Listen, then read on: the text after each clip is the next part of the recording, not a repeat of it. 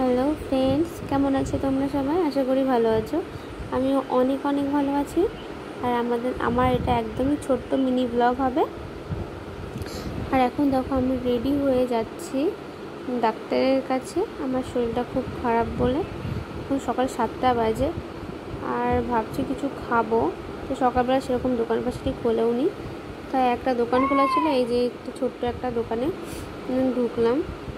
আর ছোটো এখন তো সকালবেলা কিছু পাওয়া যাবে না ভাত, আর তাই জন্য পরোটা নেব।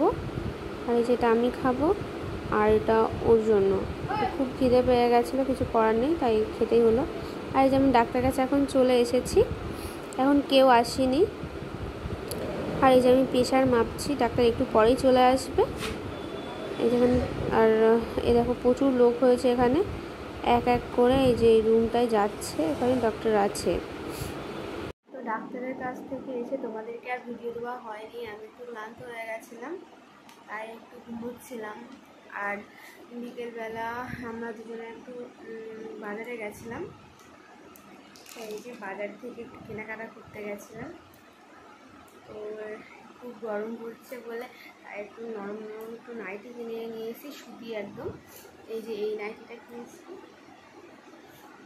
আর এই যে এই নাইটিটা কিনেছি। আর আমার হাজব্যান্ড এই জামাটা কিনেছে, ঠিক আছে। আর সেরকম কিছু কেনা হয়নি।